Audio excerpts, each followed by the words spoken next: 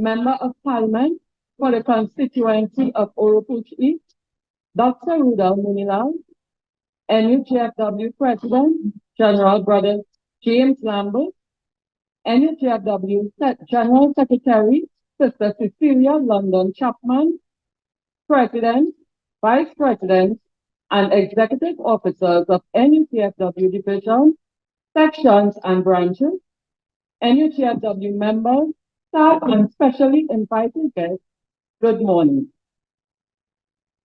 It is indeed a great pleasure to welcome all our participants, both here with us physically and also those who are with us via the Zoom platform, to our leadership seminar entitled Fostering Accountability and Continuous Improvement.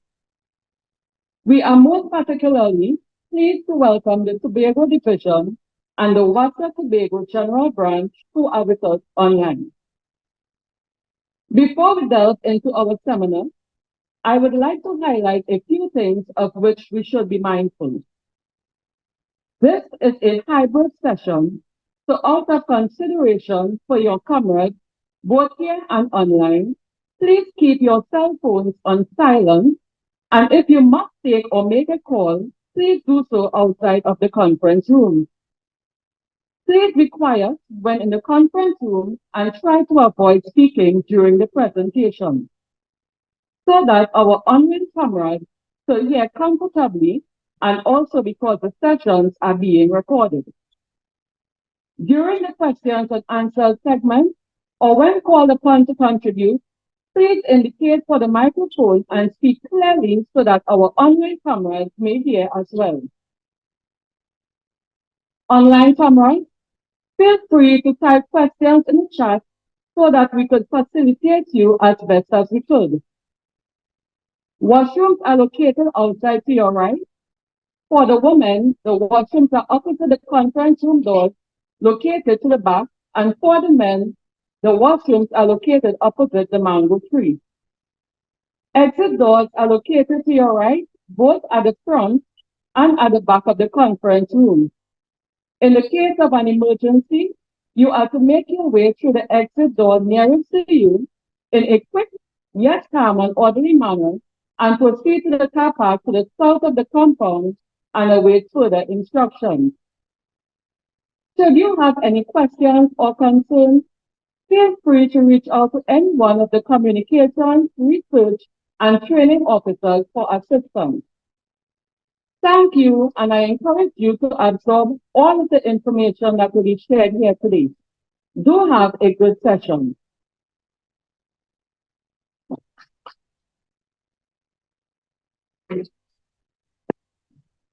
Thank you, Sister Hunt.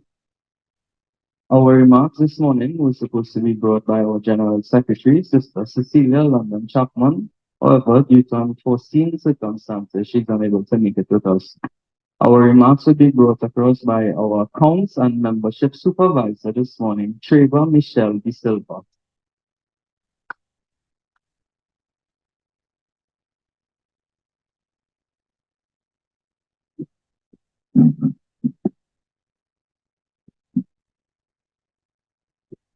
Good morning. All protocols observed. Greetings. It is with great pleasure that I extend a warm welcome to each of you as we gather here today for this leadership seminar. Whether you are a seasoned leader or just beginning your journey, your presence here speaks volumes about your commitment to growth, excellence, and the pursuit of knowledge. I would like to take a moment to acknowledge and thank our distinguished speakers and organizers for making this seminar possible. Your dedication and hard work has set the stage for what promises to be an enticing and inspiring experience. This leadership seminar is yet another demonstration of the Union's faithfulness, dedication, and commitment to training, development, and education of its members. This seminar is a unique opportunity for us to come together, share insights, and explore the multifaceted world of leadership. In a rapidly changing world, effective leadership is more critical than ever. Today, we delve into the skills, strategies, and mindsets that define true leadership and how we can apply them in our personal and professional life. I encourage each of you to take full advantage of this opportunity to ask questions, engage in discussions, and connect with one another. The knowledge you gain and the relationships you build at today's seminar has the potential to shape your leadership journey in profound ways. Once again, welcome to the Leadership Seminar. May this be a learning, growth, and inspiration for all. Thank you.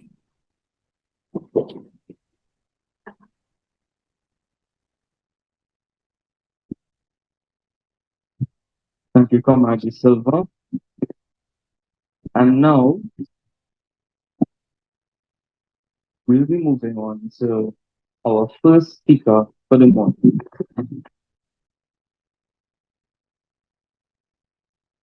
Discussing the topic, NUGFW leaders, yesterday, today, and the future. We have in our midst truly an NUGFW leader.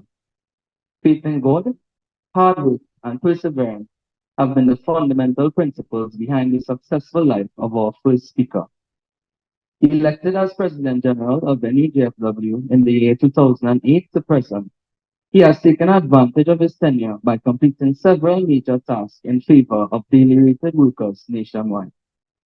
In the political arena, he became a United National Congress member and was appointed senator by the then Prime Minister, the Honorable Basil Pandey, firstly in the year 2001. Again, in the year 2012, he was appointed senator under the People's Partnership Government and was further appointed in 2013 to Vice President of the Senate. As senator, he induced healthy tripartite relations among the government, trade unions, and employers. The platform given to him was utilized greatly to highlight the struggle of daily rated workers. During this time, he sought to ensure the government closed as many outstanding negotiations as possible, and he also bargained for a 9% increase in wages for daily rated workers for the period 2008 to 2010, as well as a 12% increase for the period 2011 to 2013. Representing the trade union movement, the state of Trinidad and Tobago, and several regional and international executives, even serving currently as president of the National Trade Union Center of Trinidad and Tobago, also known as NATO. This gentleman has continued to dedicate his life to the service of the people, known as a man of generosity, justice, and compassion. To this day, he pursues the fight feverishly for labor, with one of his many objectives for the near future being the establishment of a contributory pension plan implemented for daily rated workers in the public sector. He is and will always be a pillar in the trade union movement, locally, regionally, and internationally. I think it deserves a hearty round of applause as I speak of no other than our esteemed President General and CEO, Mr. James Lambert.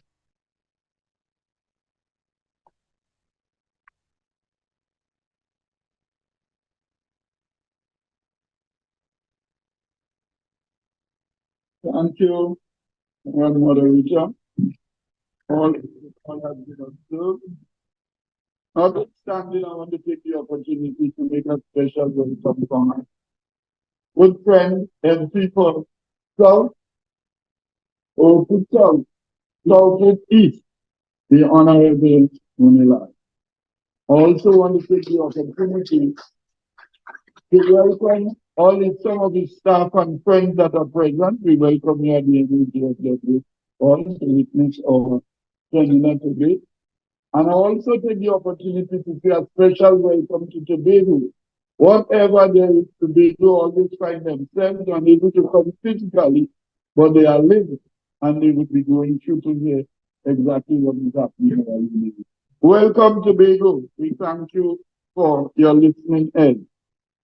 Brothers and sisters, I want to say today, I'm not too much in a good frame of mind, but since I have been summoned by the Director of Communications and Research that I should be here, if it was anywhere else, I would have sent an excuse and say, through circumstances, I am unable to be here today.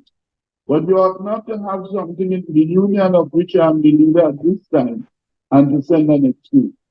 So I really want to welcome all those who have made it possible from the various sections, divisions, Tobago, wherever you come from, as far as Point Forty South, throughout Trinidad to be present. So it shows the interest that you are showing in the topic that was chosen by the communication department headed by Mrs.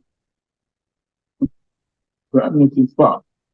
Brothers and sisters, the topic today, you speak in terms of leadership within the union, the past, the present, and the future. In the past, NUGFW had a very dynamic leader in the name of Nathaniel Critchlow. Nathaniel Critchlow and Selwyn John, during the period of 1967, met and formed what we call NUGFW today.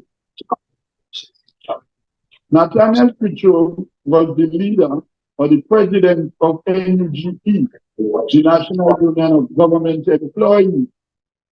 Selwyn John and O'Connor and the rest of them had what we call federated union.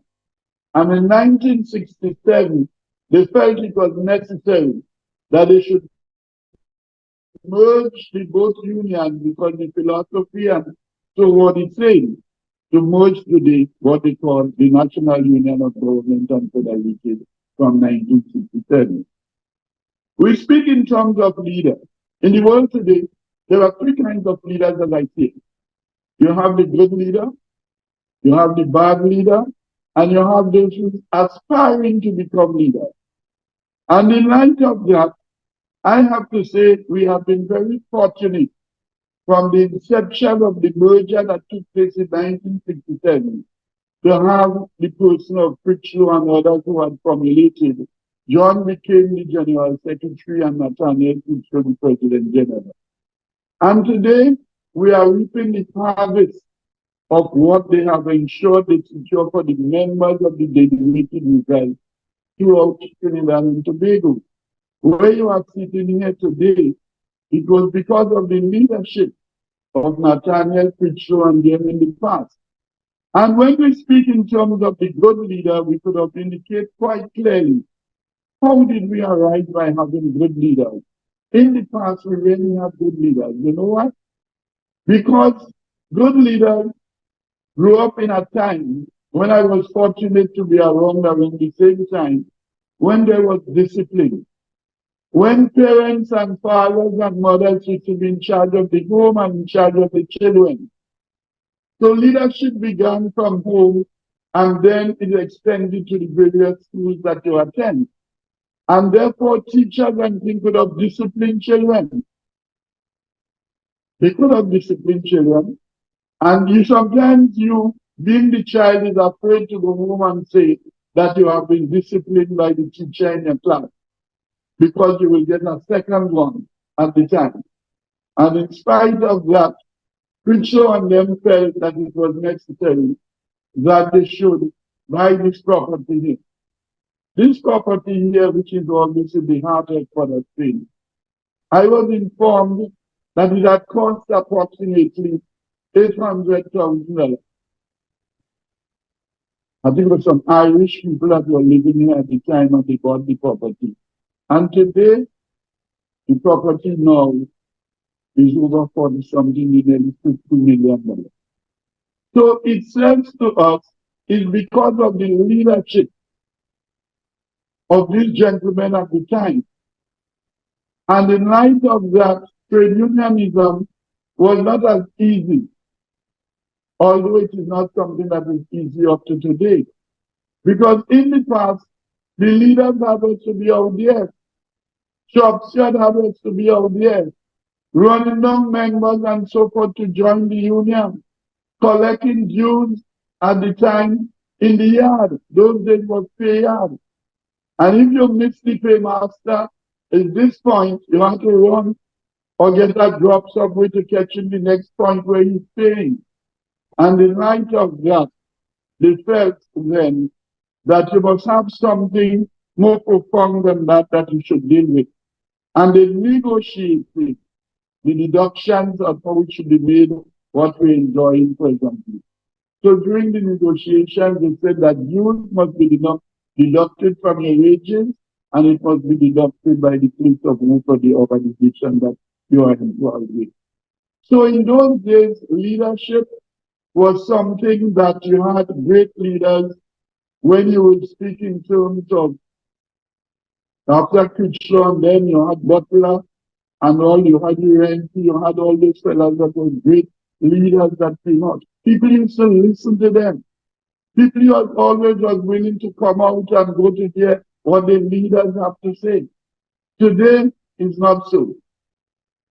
It is not as how it used to be. Trade unionism was something of a sacrifice because they grew up in a time when they knew what colonialism was all about.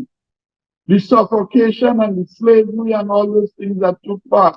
So they wanted to ensure that they have workers vying together collectively to ensure that they could negotiate on their behalf. And that was good leadership. So today we are enjoying what they have done over the past, in the past years. Then after he passed, we had Selwyn Jones. Now, Selwyn Jones was the General Secretary at the time. And I'm not speaking about those who have been acting.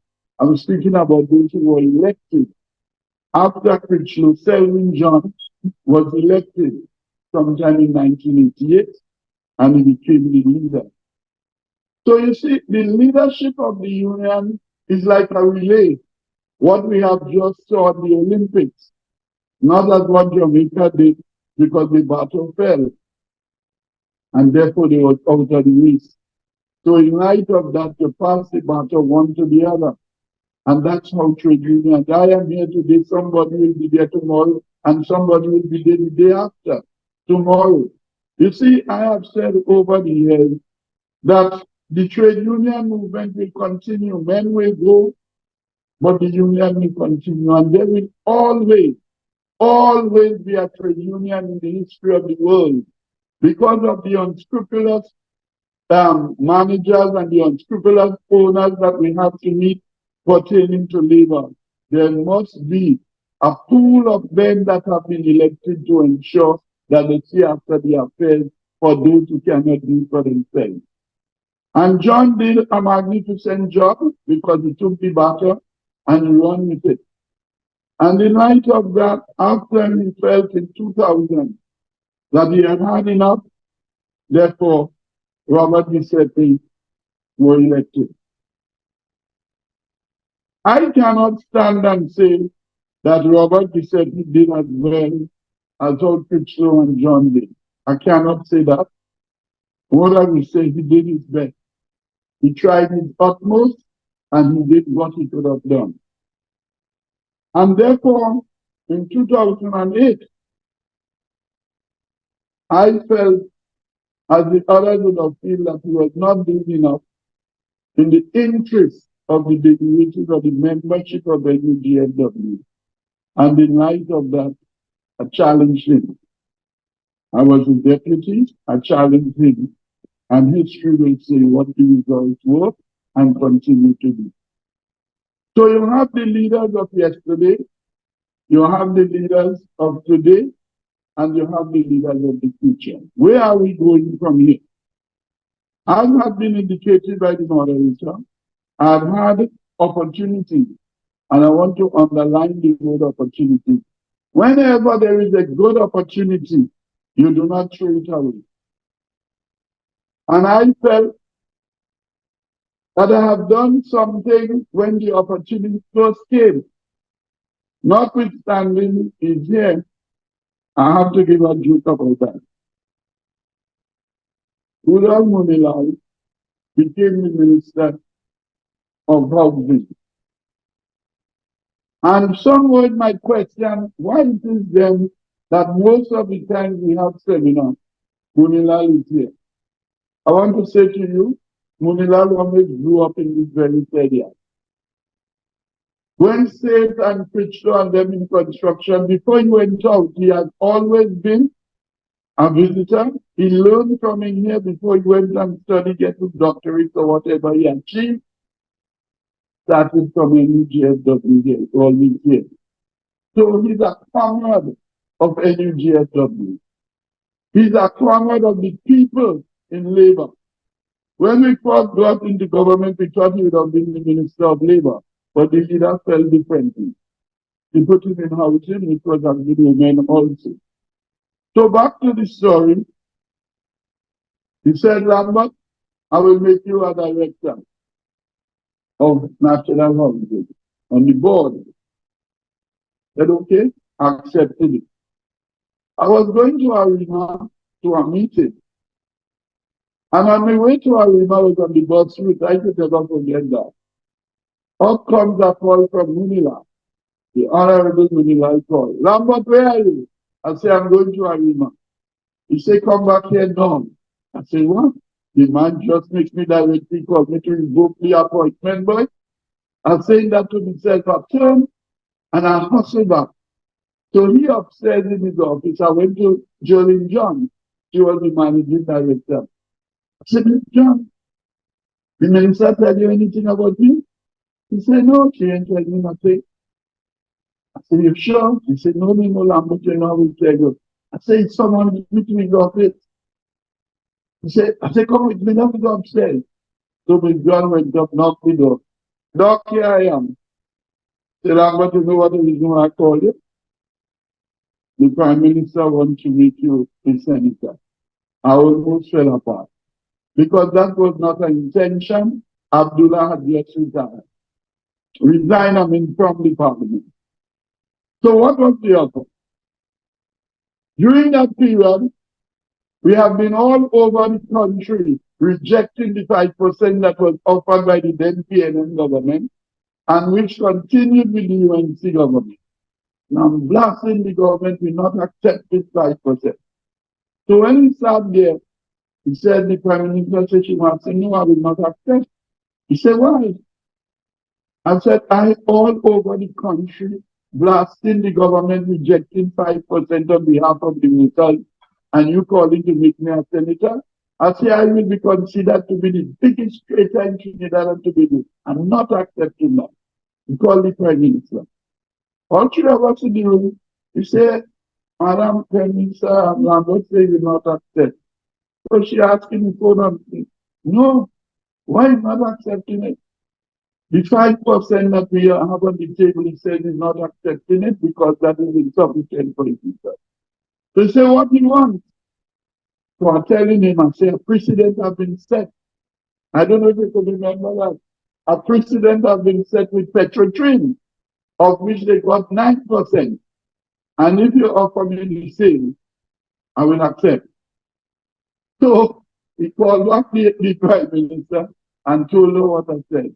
So she asked him in return, Dr. Moonilal, you have any problem with that? He said, no, I have no problem, Prime Minister, no problem with that. He said, well, go upstairs and tell the prominent secretary that give them the 9%. I said, Doc, the 9% is not for agency workers only. It's for all the workers in the central and local government and the Tobago out of attendance. He called me, I say, yes, I can accept only for agency because it's your ministry. Called Chibank, he said, you Lambert what you want. And that is how I have accepted. So all that we done pertaining to the leadership of where we want to be. And in light of that, I am saying that what the good gentlemen have done in the past as leaders, when there was discipline from parents, home, and people, we no longer have that. We no longer have that. People aspire to be leaders. You have the bad leader who only thinks about themselves, what they could find for them and the friends. And you have the leader, notwithstanding what there is, he thinks in terms of those who have placed him to be there. Representation from the union begins with the leadership. And if you do not have a good leader, you can't continue to be what you are. And I have been very fortunate that from 2008 to the present time, to be the leader of NUGFW. And I am satisfied, and I do believe most will be satisfied, that what I have done as the present leader, I don't want to boast and say all that has happened or all the details of what has happened, because we are going through a phase now that needs a leader. Because, as I have said, to be a leader of NUGFW or any trade union, you must be respected. You must be known. People must know you, not only be the leader of the union and nobody knows you.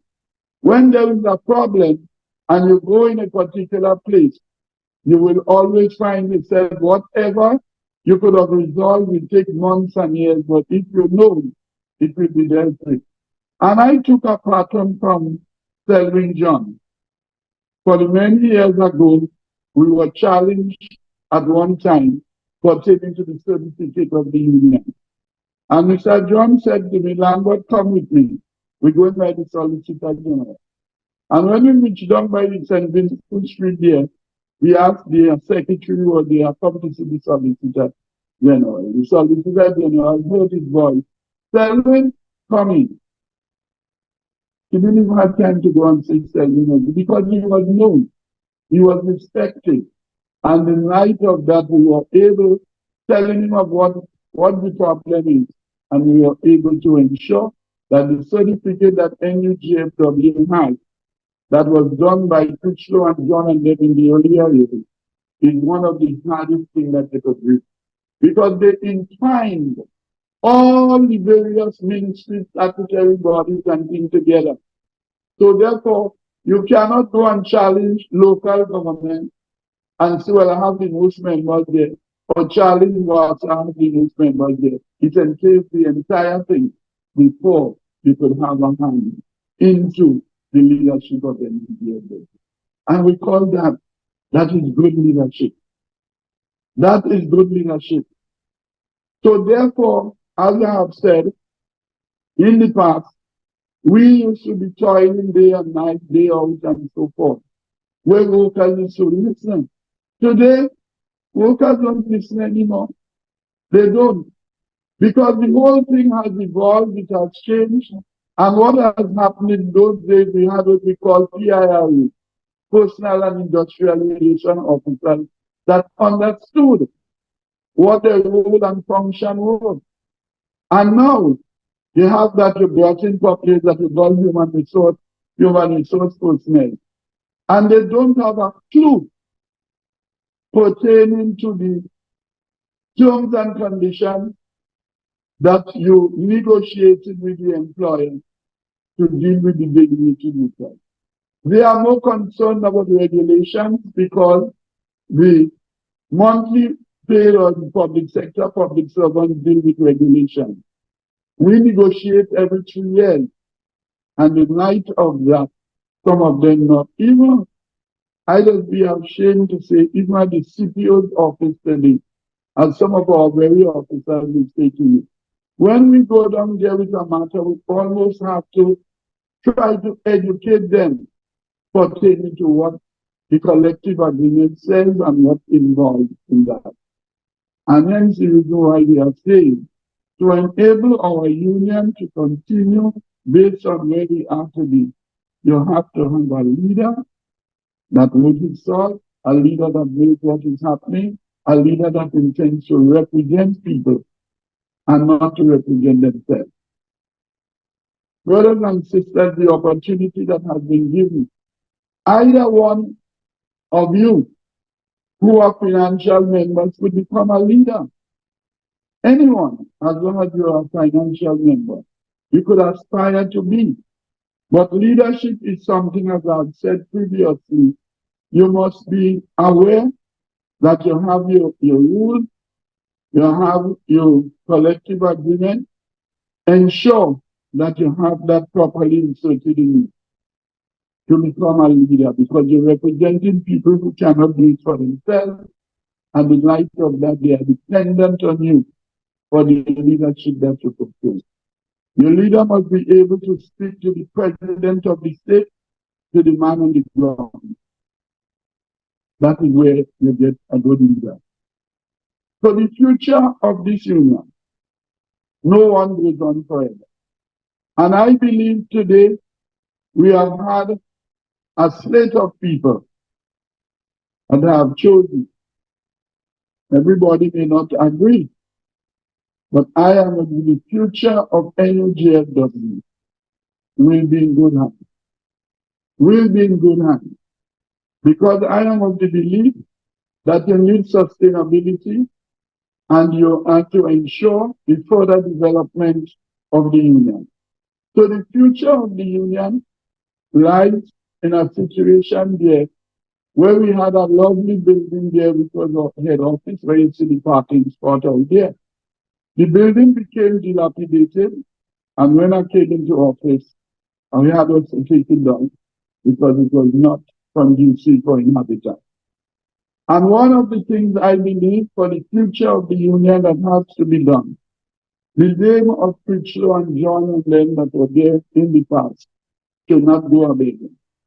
And I have promised, and I will say, for the future leaders that is coming in, if I'm given the opportunity to begin with it, to start with the building, it must be a complex that will carry the name of Critchlow and John.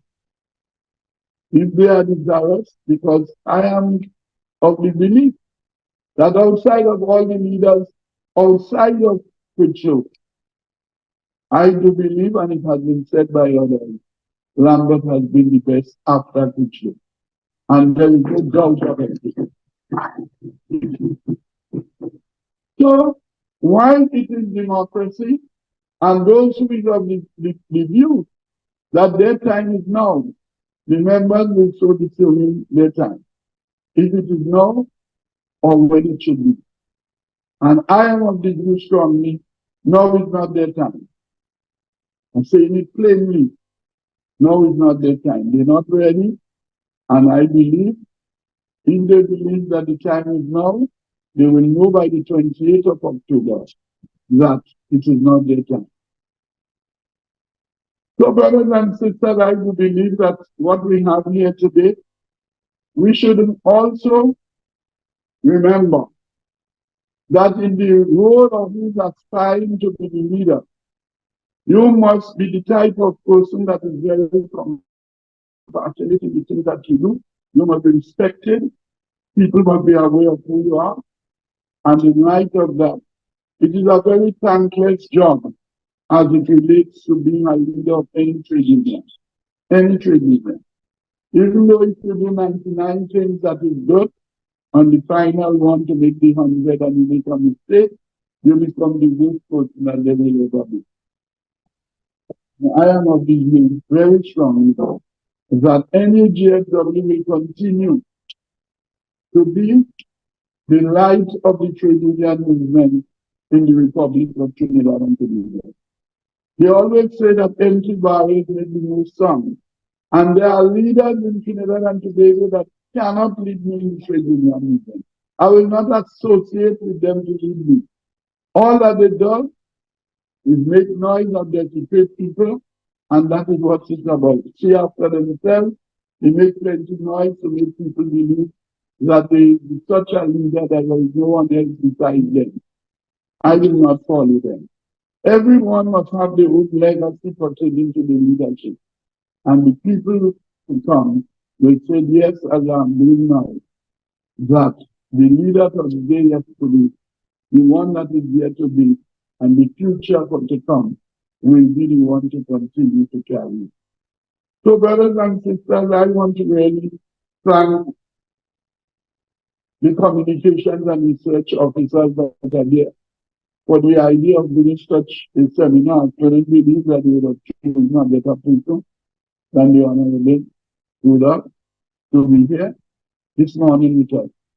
And I want to ensure to say to you, you take the time, enjoy what we have said, write it down, because there are things that will be of paramount importance to all of us. Because education is not what you know, education is what you can learn. So you may know one thing that you know, but there is always somebody who is better than what you know. And in light of that, we teach each other. Each one of us learn from each other, and in light of that, I do believe I want to thank sincerely again to the communication department for choosing the honorable members in the right to be here this morning. I thank you and may God bless you and enjoy the rest of it.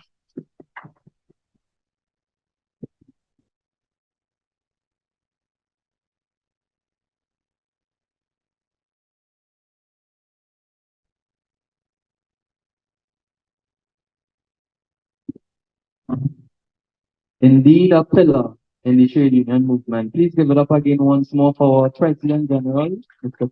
Lambert. Making way for our next speaker, who is presenting global realities, key leadership skills. Our next speaker is currently the Member of Parliament for the constituency of Oropouche East in the 12th Republican Parliament. His expertise in the political arena speaks for itself, serving as member for Oropouche from 2002 to 2007, a government senator during the 6th Parliament, minister in the Ministry of Labour, Manpower Development and Industrial Relations, and briefly as Minister of Communications and Information Technology. He was appointed Minister of Housing and Urban Development on May 28, 2010, following the general election, and was again elected in 2015, this time in opposition. With regards to his educational background, he is equipped with a BSc degree with honors in government from the University of the West Indies, St. Augustine, an LLB degree in law from the University of London, a Master of Arts degree in Labour and Development, and a PhD in Development Studies from the Government of the Netherlands Institute of Social Studies, The Hague, where he specialized in industrialization, labor relations, and urban employment. His thesis received the first common law distinction in the history of the PhD program at the Institute of Social Studies. A part-time tutor in politics at UWI, lecturer at the Institute of Social Studies, Holland, head of the Department of Education, Research, and Training at All Trinidad Sugar and General Workers Trade Union, industrial relations consultant and advisor to the NWRHA for the same, just to name a few. Lecturing in the areas of industrial relations and human resource management at the UWI St. Augustine and working as an industrial relations consultant in Trinidad and Tobago and the wider Caribbean. He is obviously no stranger to the trade union movement. We are pleased to have with us today Dr. Roodal Moonilal.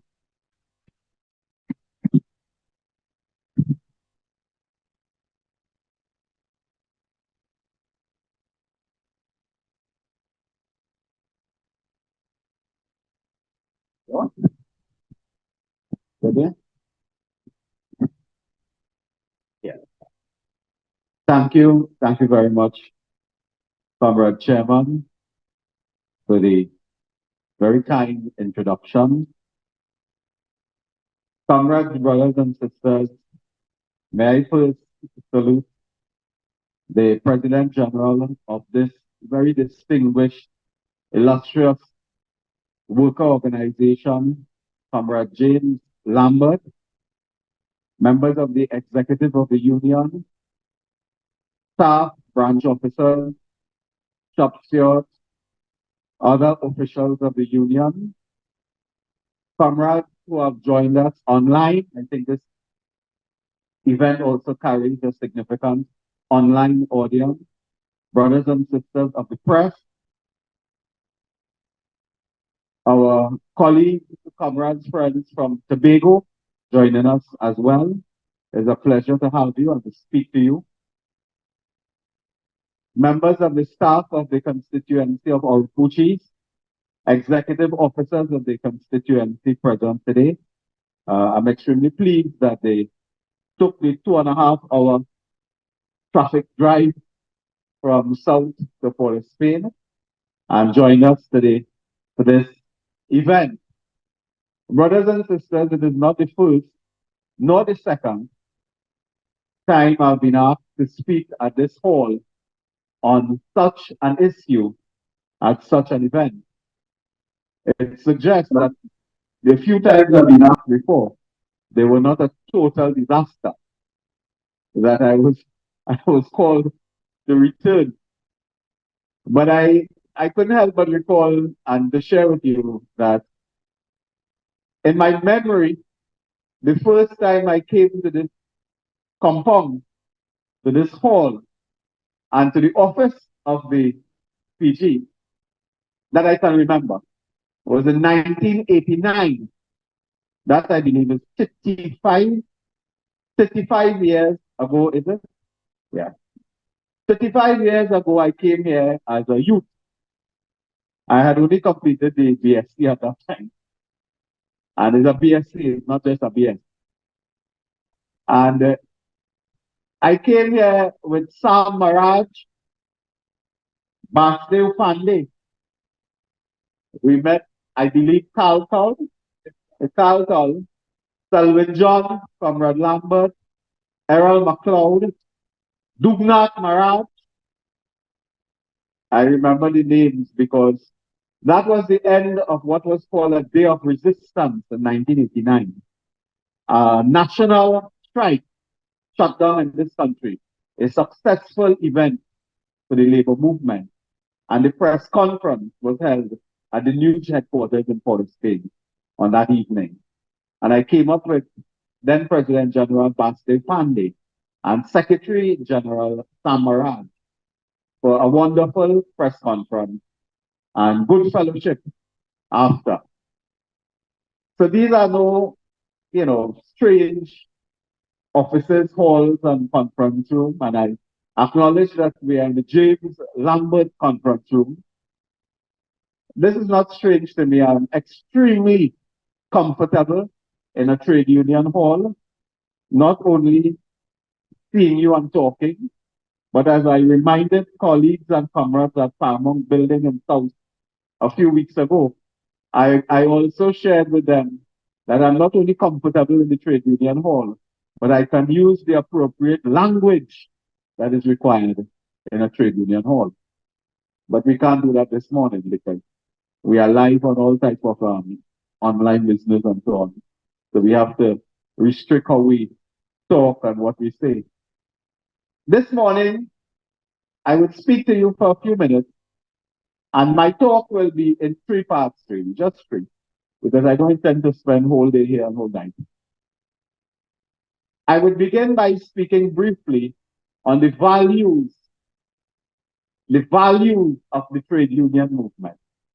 Then I want to speak for about 10 minutes, 15 minutes or so on the new leadership skills that are required. New leadership skills in this period of globalization, in this period of global trends that impact upon local communities and local labor markets. And finally, I will speak for a few minutes on what I believe to be some of the challenges facing the trade unions, not only the NUG, but other unions as well, in this period of our history. I have had a great opportunity, as the Comrade Chairman told you, to study and practice trade unionism, labor law, industrial relations, and to teach at the University of the West Indies for 9 continuous years in the area of trade unions and industrial relations. So this morning, I will not spend a lot of time talking about principles of collective bargaining, industrial relations, objectives, framework, theory, and so on, because I think some of you are aware of that. Most, if not all of you, are negotiators, are representatives. You understand principles of industrial relations. Many of you are very successful at what you do. I will just like to speak about new trends, some of the new issues required of labor leadership at this time. And a labor leader is not just a president general. A labor leader is a shop steward, is a branch president, branch secretary, branch officer. A labor leader is a member of the General Council, Congress, someone who participates in any aspect of your trade union. Now, to be a member of a union means something special. When I was coming here yesterday, I met a colleague And I told the colleague, MP colleague, that I was coming here today. And if he had time, he should drop in. He said, you know, I'm a member of that union too. And he said with some pride, he's a member of a union.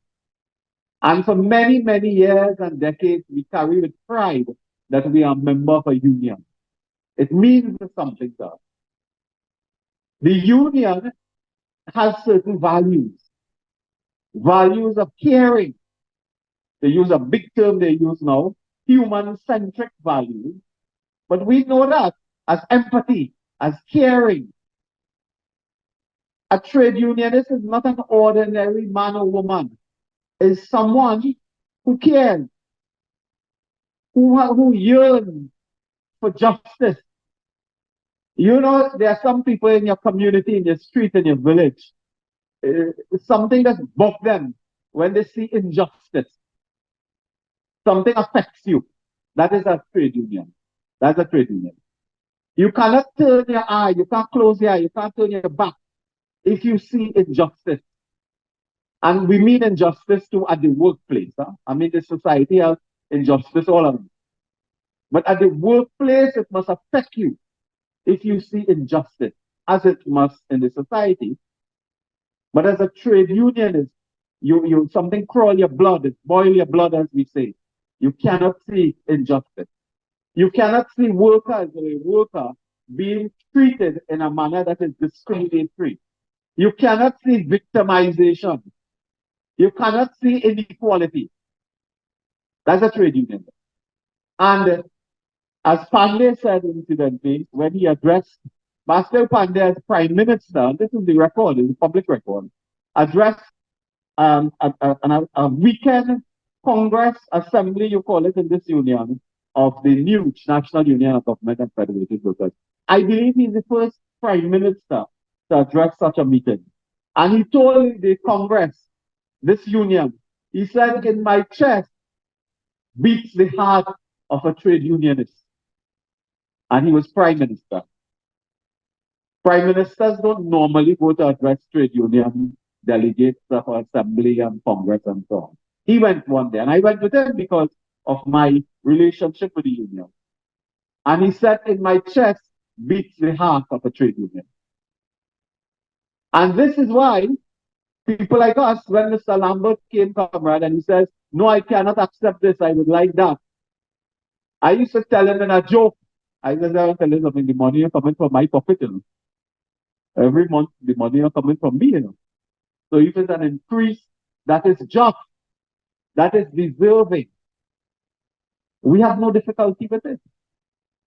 However, as all of you will know, you must look at the cost of everything you do. So as you know, as a bargaining agent, when you propose 1%, 10%, 20%, whatever, you must be in a position to say, okay, this means X dollars. That means Y dollars. If you accept this, it means so much.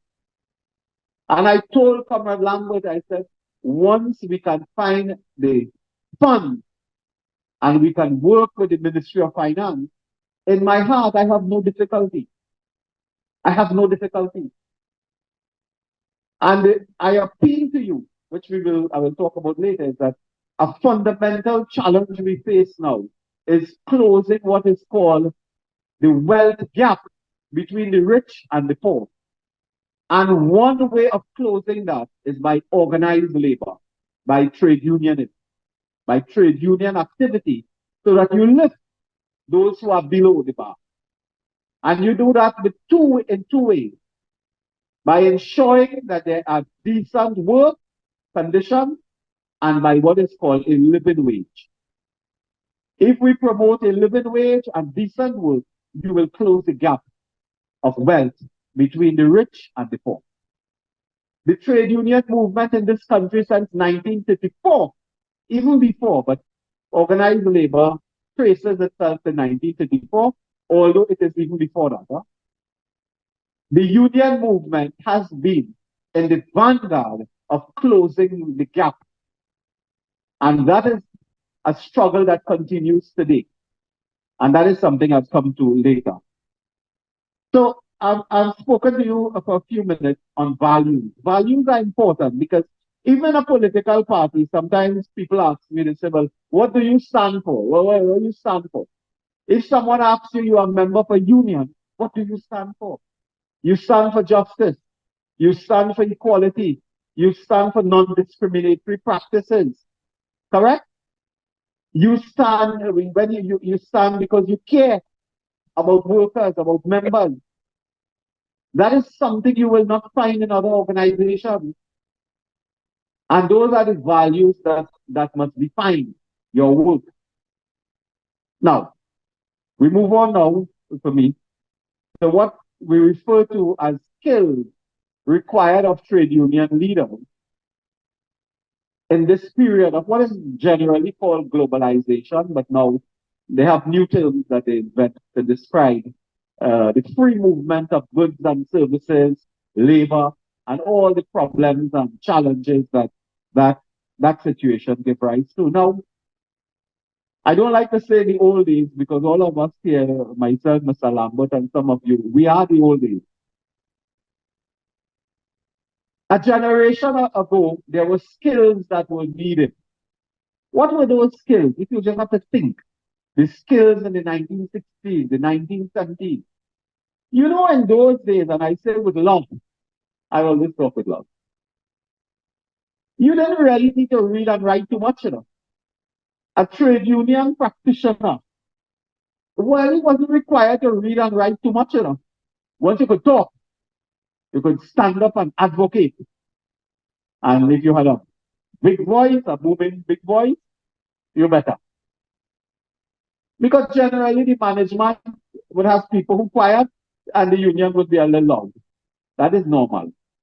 But 40 years ago, 50 years ago or so, you really didn't require to be able to read and write too much and things. Once you could write one line and you could read two lines, that was enough.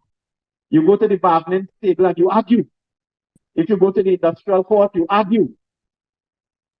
And you know, you're upstairs, you have something upstairs here. You have smart sense, you're street smart. The skills required were talking, it's called oral skills, to talk. Street smart, to understand things, to understand the weakness of your enemy. And that's why trade unionists, if you look at pictures and things, all the trade unionists used to wear black shades. Oh, you remember that? One day I was in a meeting in Curacao with a comrade named Comrade Boise Moore Jones. So in this trade union, in a conference room, air conditioned light like this, he put on his shades. So I said, my boy, see, this is a sunglasses shade. What you doing inside the room wearing these shades? Like outside when we walk in the road. He said, no. I have custom with the shades inside, outside. I said, why? He said, because when we negotiated, don't let them see your eyes. Because your eyes will give you, tell you, all you understand the gown, all you understand the smart man thing is, don't let the employer, the manager see your eyes. Because that, if your eyes are watery, it doesn't mean that you have a little glaucoma or any problem like that, you know. It means you're weak.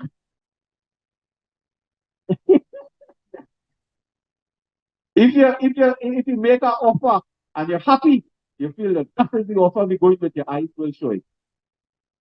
You follow that? Now, that was good some years ago, I think. I don't know how much of that can take place now. But you needed skills like that. You needed body skills. You needed talking skills. Not too much reading and writing and things. And of course, you have to be strong. You have to be emotionally strong because when you go in a workplace, you meet tough people. If you're on the factory floor, the very fact that you was a trade unionist, it means somebody have a problem. You're not going there because people are happy, you know. You're going there because they're aggravated, they're agitated, they're vexed, they're angry. So you need to deal with men and women who are angry, who vex, who have had enough. And that required a particular skill. Calming people down, calmness. When they see you, they must feel calm. They must feel, you know, comfortable. The PG here, the General Secretary here, the LUR here, the branch president here, they're calm. And they think that you will represent them talking. All those are important skills as we evolved. Today, trade union leaders are required to have a little more skill. And I will give you it this way. 8 out of 10 of you in this room here, 80% of you during my talk will be texting, will be emailing, will be reading messages, will be on your phone. The next 20% either don't have a phone, they can't text, or nobody really calling them. That will happen during my talk as a natural part of our life now. 40 years ago, if you come here and there's an emergency, you call the PG and you say, PG, I have to dial a number. Something happened, I have to dial my work. I have to dial home. If you have a phone. Today is not so. The world is intercommunicated, connected. So you are connected to everybody and everybody connected to you. Follow? So, again, years ago, you know, if you get a letter, a reply to a letter, 21 days later, you're happy. They say, oh, yes, boy, they write back, you know, service commission or whoever, they write back. I don't use service commission example. But they might still be in that form. But years ago, if somebody writes back to you 35 days later, you say, aha, I got a letter. I get a letter from them, you know, they reply, the company replies. Today is not like that. I am coming up here from San Fernando to Forest. A constituent called me. He has some problem in a private school. He wants to know who is the counselor. Who to call, what to do, who to write. I said, boss, listen to me. I'm in van, I'm going up. I'm not driving, of course, but I'm going to Forest. I'll get back to you in 30 minutes. In 30 minutes, I have to tell him who is the counselor, who is the number, when to call him, and follow up on that matter. That is where it is now with leadership. Instant reply, instant accessibility. When you represent workers, they reach out to you, you must reply almost immediately. They say, I got your message, I got the point. Give me a day, give me 2 days. Mark down somewhere or write down. I have to reply to this, I have to follow up with that, I have to do that. People expect that you will reply one time. So accessibility, communication, they are critical at this time we live. This is not 50 years ago where we go write a letter. First, they go dictate the letter. The secretary will take it in shorthand. Then go to the typist. The typist will type it with carbon. So the union keep a copy. Then when we read that, we will go into the next room and get the stamp on the envelope. And then we will mail that on. And then 14 days later, that might arrive somewhere. That world has gone. The world today is I give you 10 minutes to reply to me. And all your clients, your customers, your members, your workers, they expect that. You follow me? That is where we are today. Just how they stay home, they dial on KFC and pizza and Church's chicken and whatever come by the gate. They expect that when they peek through the window, when they look at the workplace and so on, they will see the union representative. If they call you, you will be there. And you cannot change that. That is how the world is. You can't change that. We can't go back to the days where somebody send you a message and you take 5 weeks before you reply, 3 weeks. So I tell you that for you to know that leadership in the modern period of trade unionism has a great emphasis and accent on communication. There's another important changing leadership dynamic now. Understanding workers. Emotional intelligence. Anybody ever hear about that? Emotional intelligence. Now, what really is that? And I want to say with love, I will talk with love. Now, 50 years ago, you hear people talking, your neighbor in the street, in the bar. You say, see that fellow there? He cracking. You see that girl? You know, orphan day. You don't say that today. You cannot say that today. 50 years ago, you see people, and because something about them looks confusing, complex, you don't understand what they say, You don't understand what they do. You make up your mind that something wrong with them. And I can't help you. That's not my department. You have to go somewhere else. Today, it is not like that. You as a leader are required to have emotional intelligence to understand how people thinking, what may be the cause of their particular line of thought, what may be the cause of their behavior, of their conduct. They may be depressed. They may have some problems at home. They may have peer pressure at the workplace, harassment. Long time we never thought too much of the non-economic issues. We talk about wage, salary, conditions of work, having your overall, having your gloves, having your boots.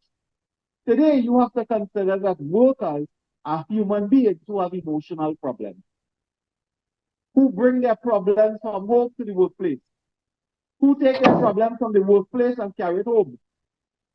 And you have to be like a bridge between home and work, between manager and worker, to assess people's emotional state and health.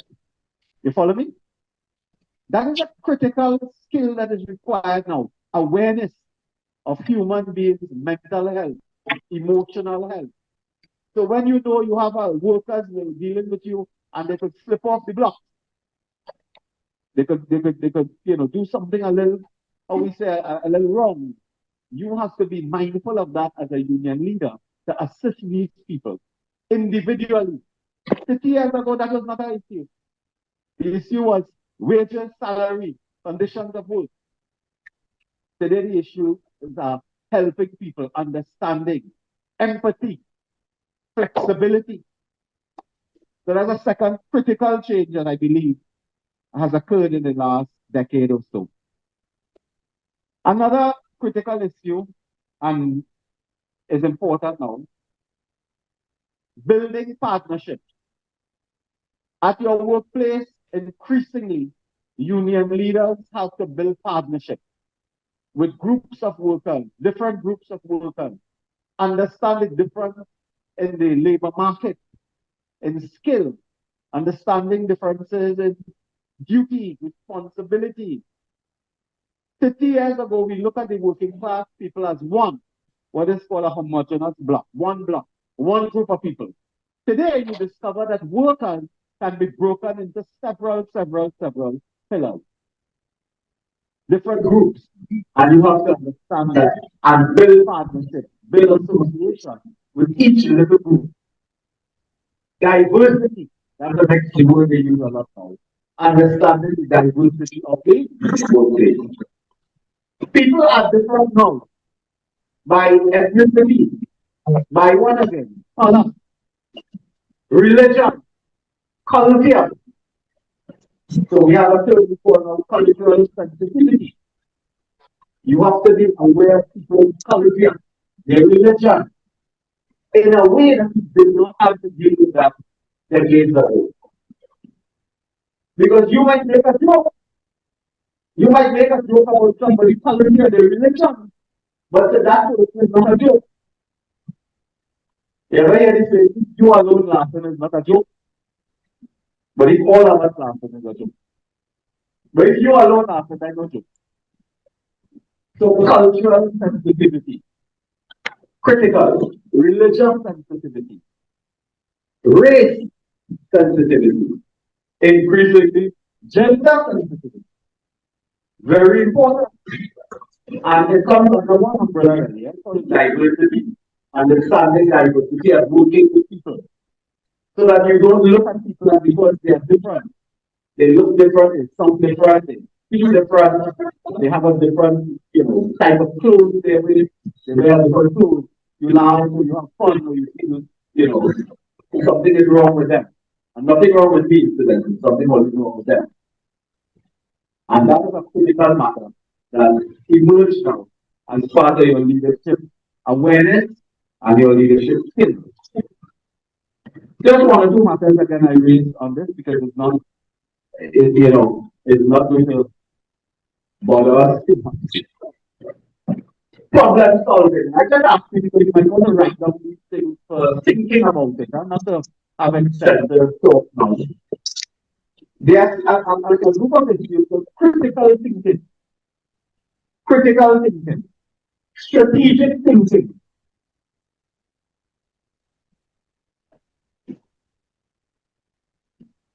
After that, humility.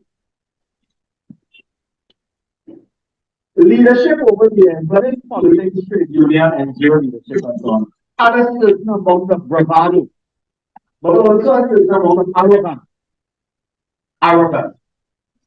Today, people are looking for leaders to be much more humble, down to earth, get along with, get along with, get along with people. You're not uptight, you're not, hands off, you're not arrogant, you're not rude. I mean, and in this society, sometimes you have to deal with all kinds of people. Sometimes you're tired. Sometimes people harass you. You know, you tell people for something, they get these people hurt. You have people like that. There's some people, this is my work, it's not easy, I know your work, I know my work, All these degrees you're not talking about there. I spent 15 years in university, and then I get a job. At 5 o'clock in the morning, somebody called me, I wake up. At that time, the mother, father, like, so when you get phone call late in the night, told the mother, you're just frightened. When the elderly and sickly and things. I spent 15 years in university. I got a phone call 5 o'clock in the morning, AM. I wake up and say, what happened? Hello, hello. Well, I tell me, it's a spit overflow. I say, oh shit. And but you wake me up 5 o'clock in the morning. I told my mother going in the hospital. I told my mother fall down. No. What do I do? Do I abuse? Do I curse? Do I attack? You don't do that. All right. We'll see how best we could help. There's a county council will help. I'll call you about a call and help you and so on. You have to have that type of humility. That type. You can't be arrogant with people. There was an old MP in San Fernando named Errol Mahabir. You all remember the name? Anybody? So Errol Mahabir had a famous story. Somebody called him 3 o'clock in the morning on the landline. Wake him up. They said there's no water. So he said, all right. So in the next few days, he tried to help to get water to the people. He said, I get water. He called back the man 2 o'clock in the morning. He said, get me water. The man said, I get the water and I get the message too. So you have to be adaptable. You have to be accessible but adaptable. And you cannot be arrogant. Listen, when the time comes and you need a couple hours break, you take off your phone, you go in a room, you go in a place, and just say, look, I need 5 hours, I need 6 hours, I need taking no call now, I ain't answering nothing now. But once a worker, member, client, customer send you a message, call you, and you take the call, you cannot be rude or arrogant. Sometimes I go through this phase too, I don't take no call for a few days, or not a few days, a part of a day, a few hours, and so on. I don't reply to messages and so on. Sometimes I think the messages I get, if I reply, I will be rude. So don't reply. And today, people just take a screenshot, They just take a picture of the screen and they say, look, there's the trade union leader. There's the shop, look, the branch president, that's how we just talk. Look, the reply, watch, look, I asked them a simple question, Now, they don't tell you they're harassing you 3 weeks in a row, 25 times a day, and insulting you, and bullying you, and telling you you're a waste of time. 3 weeks now after this thing, and you can't do that, you're a complete waste of time. You're taking money for nothing. They don't tell you that part, They don't tell you the part where you get up a bad reply. But you are bigger than that. As I tell folks in my domain now, I tell you, your skin must be like crackleback pumpkin. Anybody know that? It can't be like tomato. If you take a pin and you scrape a tomato, it cuts, You have to be like crackleback pumpkin. If you scrape that, you break up the pin. You have a thick skin, not thin skin when you're in trade union mode. Somebody cuss you on a second. They abuse you. They may tell you something bad. They little insultive and so on to you. You take that and say, okay, bless you, God bless you, God bless you. All right, I'll get back to you, You don't let go, you don't open fire one time. That is part of the leadership as well that is required at this time. That issue of humility. critical thinking, strategic thinking.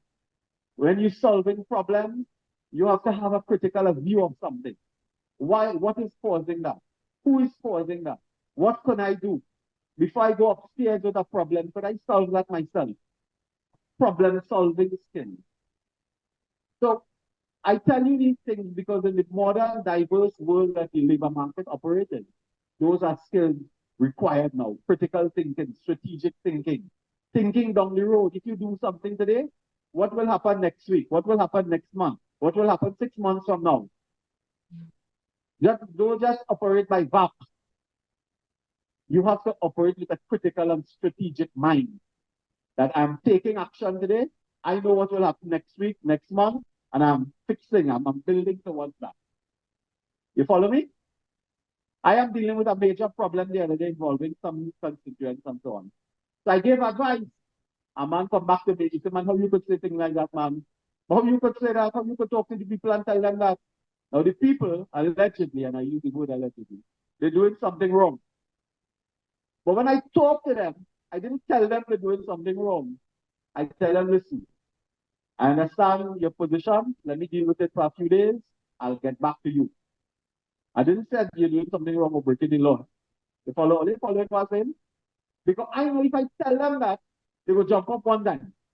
You see what? You're the same like everybody else. I'm breaking the law. I'm breaking the law. Now I know I want to come around to tell them at the end that really you're breaking the law. But I'm not telling you now because I'm working with you to get to that point. You know, when a neighbor hear that, those people in the community, they say, look at you. Why you didn't tell them they're wrong? I said, no, boy, you have to take the people step by step by step. And when we come around, I will tell them they're wrong. But I can't open the whole thing by saying, just going up to people and saying, hello, what you doing? Okay, you blast the door. Then they jump on the high horse. You all understand that? Now, that's a very small example. It's a very simple example, really, of strategic thinking in blocks so that you put it together. So you arrive where you have to arrive, but you put the building blocks. And I ask you to think of that yourself. Ponder how that works in your family at the place of work so that you take decisions long term and you build towards the outcome that you want to arrive at. Okay? Now, I've said a few things about that. The final piece I would just like to raise with you are some contemporary real-life challenges you have. Clearly, you all have a challenge in the trade union movement now that probably they did not have years and decades ago. There is a concerted effort to decimate organized labor. There is a concerted effort to decimate organized labor. Why is that? There are many reasons, and I'll tell you one of them. First, there has always been a battle. That is why I put on my cap. War. We are at war. We are at war with those who are against workers. Those who are against the poor, the underprivileged. That is a war that is centuries old. That didn't start yesterday and it will not end tomorrow. Capital is in a war with labor. That has always been so. And in that war, for decades and hundreds of years, since I could go back to Adam Smith. That is what, the 18th century, mid-18th century and so on. We have been at war. And part of that war is removing organized labor because organized labor has defended the working force and has lifted.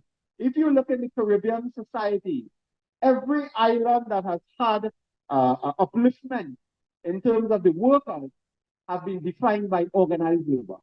Barbados, Grenada, St. Vincent, Antigua, Jamaica, Trinidad, Guyana, everywhere that you have seen workers lifted, it is because of the trade union movement. That is history. One-way capital, and I'm not saying government necessarily, but one-way capital breaks that is by removing organized labor. So you have now the phenomena, widespread phenomena, which I've studied, called contract work. And contract work It's not a modern invention. That is something very old. They intensify that. So you move into the workplace and you have more and more contract workers, less and less organized workers. So you break the back of organized labor. And that is a fight to continue. This is why we must have a policy commitment on filling vacancies and increasing what we call in public service world the establishment. When you say filling vacancies and increasing the establishment, what you are saying effectively, you are going to make more unionized workers. And this is why I am proud that for the short time we were there at the HDC and other institutions, we were able to fill vacancies and increase the establishment. And we don't do that only because we like a particular group of workers, You do that because when workers have their medical plan, their pension plan, proper terms and conditions of work, better health and safety at the workplace, you save life and you list those at the bottom, you list them. And as you build into a middle class, you have prosperity. That is how society is built. That is how society is built. The role of capital is to destroy the middle class. That's the role of capital. If you destroy the middle class, you have a small upper class, capitalist, and I use those terms because it's terms widely known. But it is more than just capitalist. But you have the capitalists as a small group, and you have a big mass, what the Marxists used to call the Lambert proletariat, a below working class standard group, big. When that is huge, you will have the exploitation. You will have the suffering. But anytime you have increased worker organization, filling vacancies, and putting more on the establishment and so on, it gives rise to more organized workers. Organized workers bring wealth. It closes the wealth gap. And that's normal economic and history and thing. Nobody can argue that too much. Okay? So that is a challenge. And this is why we try our best to advocate as well, both inside and outside, for widening the labor pool to increase the establishment in local government, in particular, local government, as some of you may know, in local government, what was a city or a borough or village today is expansive, but they still operate with the same workers, the same number of workers across the board. Yeah? And in the state sector, you will see increasingly the role of contract work. Organized labor is also important for health and safety. I put it to you and you can argue back. If organized labor is present at a work site, the accident and injury figures will be much lower. The fatality will be maybe zero, but certainly lower. Industrial injury and fatality will occur in places of work generally that are not organized. And I will tell you, I tell people never Paria again. That disaster at Paria, where citizens of this country endure the most horrific, the most painful experiences ever and died. Part of the reason, I'm not saying you didn't, part of the reason is an absence of organized labor. I was on the ground. I was on the ground in the car park on a Sunday night when the people, and it was proven as a fact, when the people were in the pipeline alive.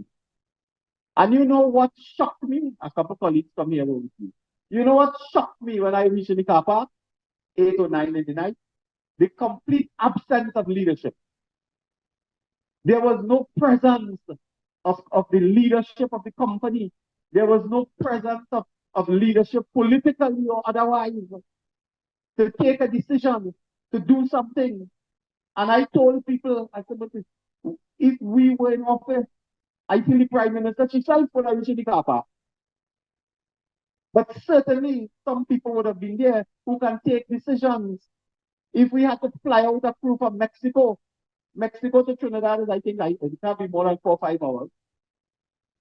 If we had to fly a Caribbean airline jet to bring people with the expertise from Houston or wherever to deal with that, we could do it. But you didn't have people who were there taking a hands-on approach, making decisions. This family, I could tell you, on the Monday, the day after, I buy lunch with the family. I send to get more food, lunch, 25 hours. So the families who were in the car park could have something to eat. That is where that situation reached. The families crying, wailing, bawling, but they didn't even have a biscuit to eat. They didn't have nobody to talk to, nobody from authority to meet them every hour or 2 hours to say, look, we are doing this, we are trying that, we have asked for help. Help is coming this way. You know what it is to have your loved one in a pipeline under the water in the sea, and man, you don't even get a piece of information on what is happening?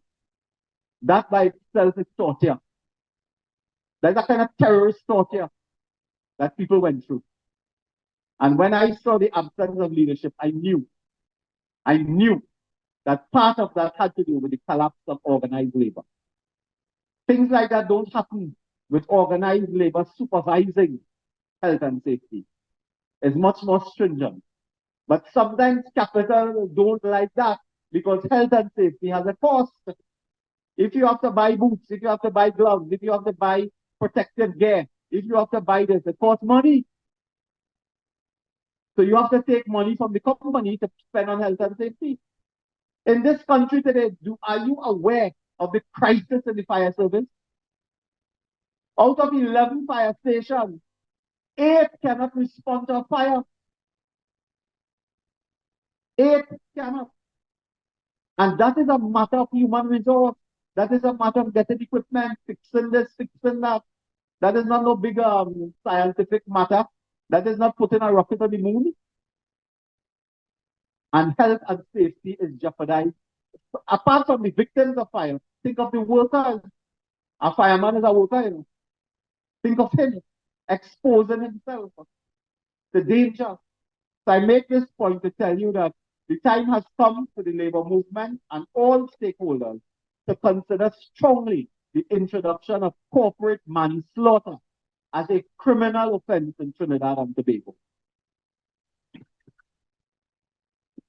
It's called corporate manslaughter. In England, there's an act of parliament quite in 2007, and in Scotland, incidentally, it's called corporate homicide.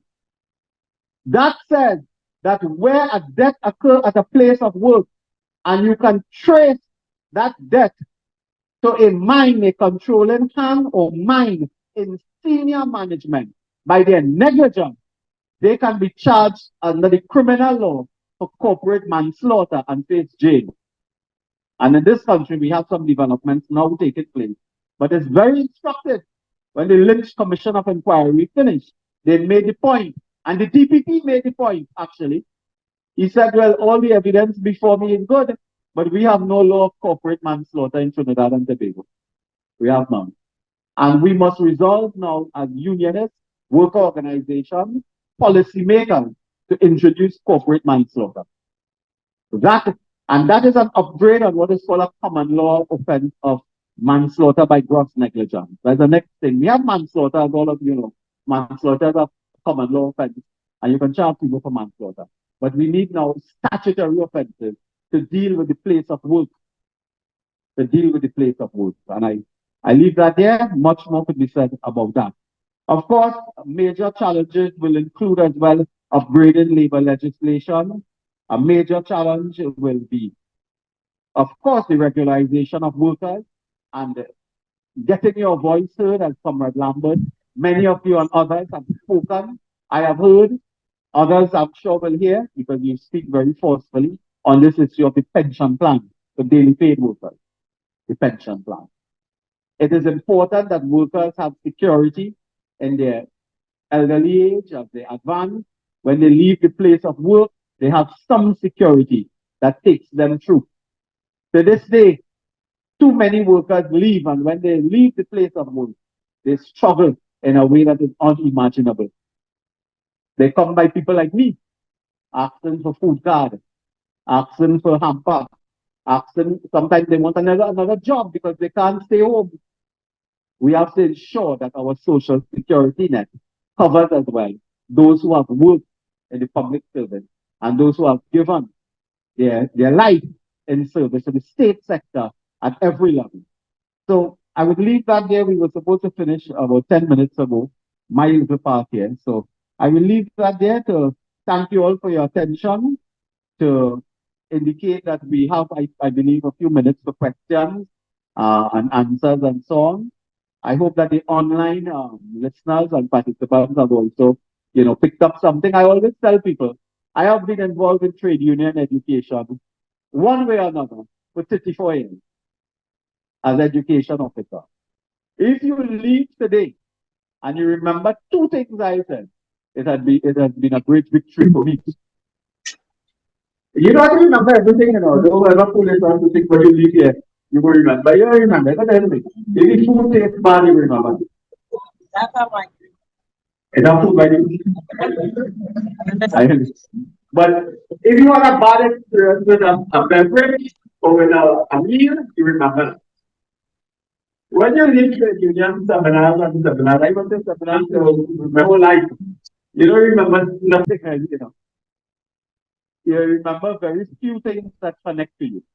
So if you all could leave today and remember two things I tell you, whatever it was, we did well today, and this has been a great experience for you. So we'll take some questions, I believe, or comments and so on. And maybe I forget something in my notes. I can always, fill in the blank. Thank you all, comrades, for your attention. Online participants as well. Thank you for your attention and thank you for this opportunity.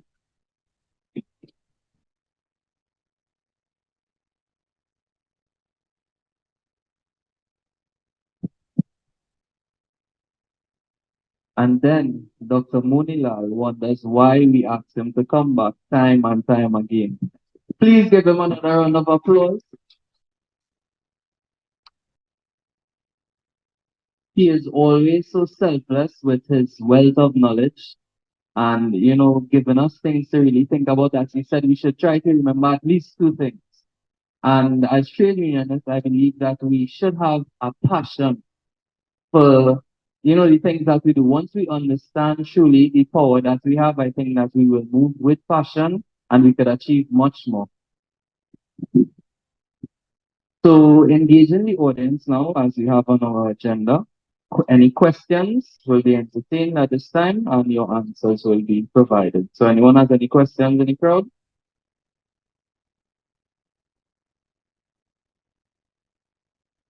Going once? Going twice? A mic will be provided to you.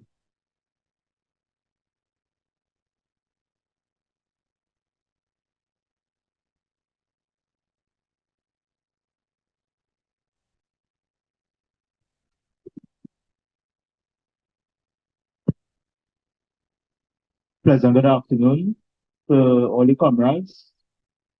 Dr. Mr. Lambert, pleasant good day. One of the questions I have, which I would like to direct to the doctor there. Do you believe from your perspective that corporate espionage as it relates to the workforce, right, which is the workers, that is currently undermining the ability to keep things moving in a particular manner?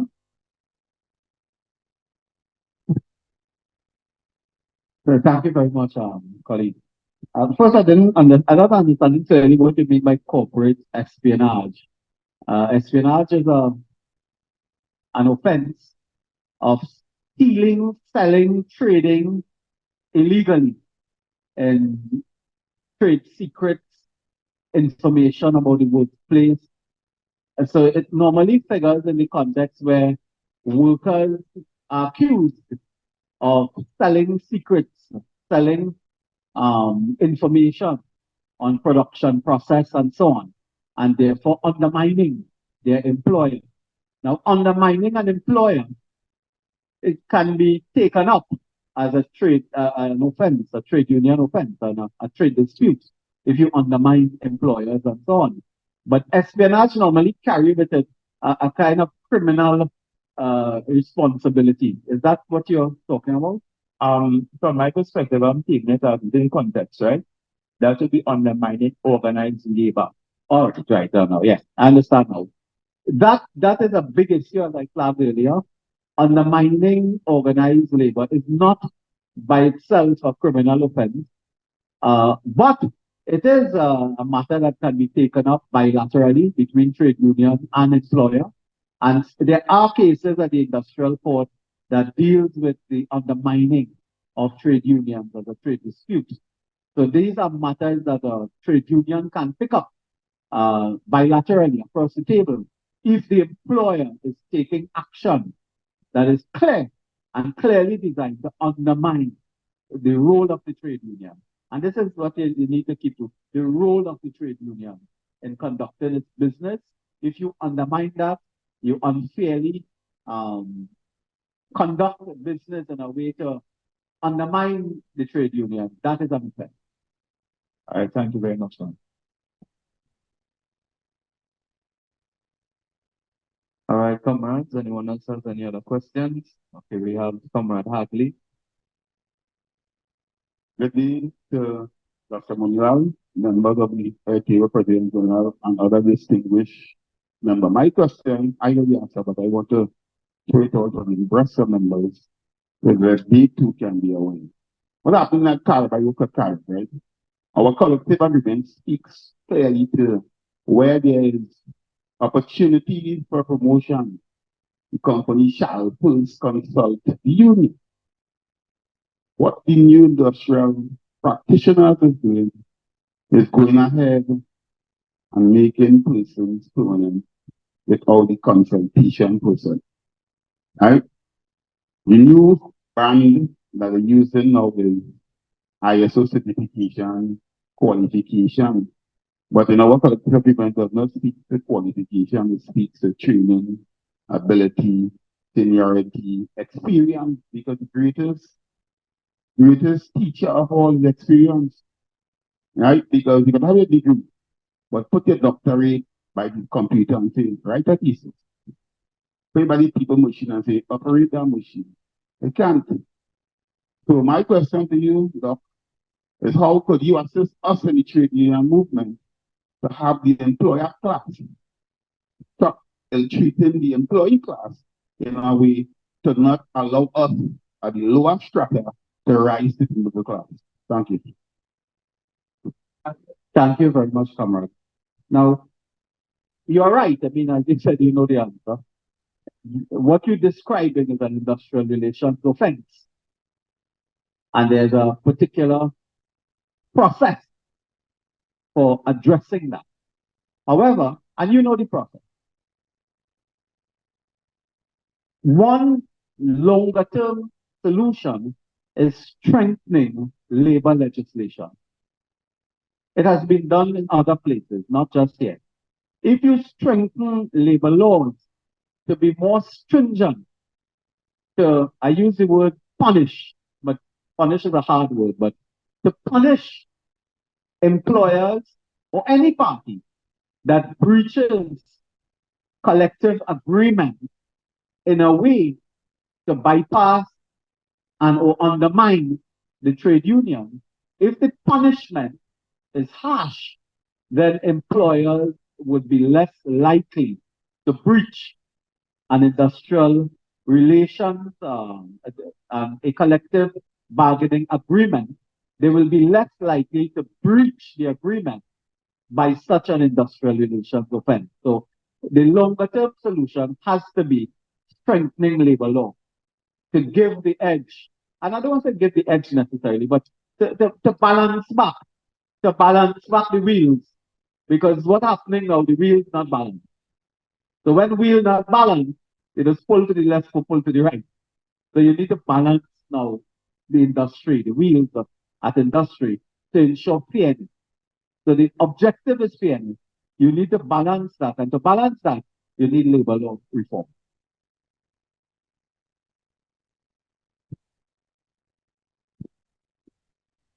Any more comrades? Do you have any more questions on the floor?